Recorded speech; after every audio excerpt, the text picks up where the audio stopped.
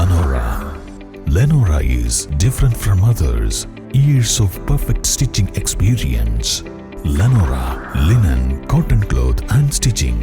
Pandikad Road, Vandoor. വനം വകുപ്പിന്റെ നിലമ്പൂർ അരുവാക്കോട് നെടുങ്കയം തടി ഡിപ്പോകളിൽ അംഗീകൃത വ്യാപാരികൾക്കുൾപ്പെടെ നിയന്ത്രണം ഏർപ്പെടുത്തിയ പാലക്കാട് ടിംബർ സെയിൽ ഡിവിഷൻ ഡിഎഫ്ഒയുടെ നടപടിക്കെതിരെ പരാതിയുമായി വ്യാപാരികൾ. മുഖ്യമന്ത്രി, വനം വകുപ്പ് മന്ത്രി, വനം വിജിലൻസ് വിഭാഗം എന്നിവർക്കാണ് പരാതി നൽകിയത്. വ്യാപാരികളുടെ പരാതികളിൽ അന്വേഷണം ആരംഭിച്ചതായി വനം വിജിലൻസ് കോഴിക്കോട് ഡിഎഫ്ഒ ജയപ്രകാശ് പറഞ്ഞു. നിലമ്പൂർ വനം വിജിലൻസ് റേഞ്ച് ഓഫീസറാണ് അന്വേഷണം നടത്തുന്നത്.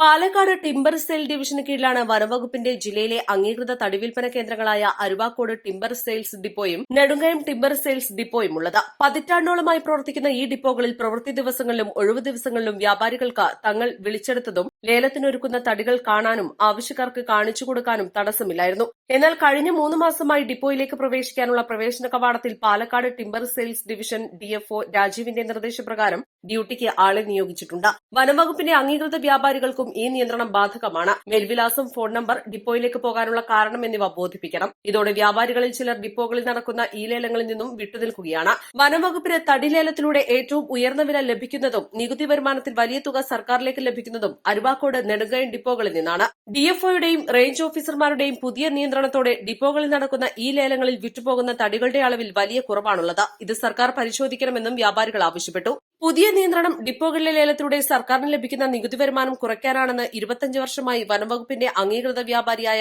എടവണ്ണ സ്വദേശി ആസ്കർ പറയുന്നു. ഇത്തരം നടപടികൾ ഉദ്യോഗസ്ഥർക്ക് അഴിമതി നടത്താനുള്ള കളമൊരുക്കലാണ്. സർക്കാർ ഇക്കാര്യത്തിൽ അടിയന്തര നടപടിയെടുത്ത് പഴയ അവസ്ഥ പുനഃസ്ഥാപിക്കണം. പാലക്കാട് ടിംബർ ഡിവിഷന് കീഴിൽ മാത്രമാണ് ഈ നിയന്ത്രണമുള്ളതെന്നും ആസ്കർ പറയുന്നു. ഇവിടെ ഈ അരുവാക്കോട് ഡിപ്പോ ഒരു 25 വർഷമായിട്ട് ഞാനിവിടെ വരുന്നുണ്ട്. വളരെയധികം സുതാര്യമായിട്ടുള്ള പ്രവണതയാണ് ഇത് കണ്ടുവരുന്നത്. ഇപ്പം ഈ അടുത്ത കാലത്ത് ഈ 2 മാസം 3 മാസം കൊണ്ട് പുതിയ പരിഷ്കാരങ്ങൾ കൊണ്ടുവരുന്നുണ്ട് ബന്ധപ്പെട്ട ഉദ്യോഗസ്ഥന്മാർ.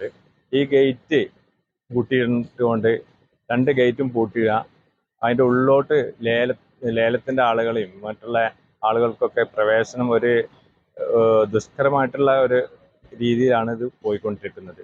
മരം കാണാനും മറ്റുള്ള സംഗതികൾക്കൊക്കെ ശരിക്കും ഡിപ്പാർട്ട്മെന്റിന്റെ ആളുകൾ ശരിക്കും സ്വാഗതം ചെയ്യാൻ വേണ്ടി എല്ലാവരും സ്വീകരിച്ചു കണ്ട് എങ്ങനെ ഇതൊരു സെയിൽസ് ഡിപ്പോ ആണ്.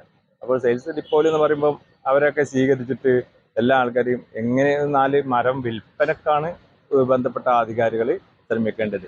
ഇത് നേരെ സ്വകാര്യവൽക്കരിക്കുന്ന ഒരു രീതിയിലാണ് ഈ സർക്കാർ ഡിപ്പോ കൊണ്ടുപോയിക്കാണ്ട് ബന്ധപ്പെട്ട ഉദ്യോഗസ്ഥന്മാർ ഇത് ചെയ്യുന്നത്.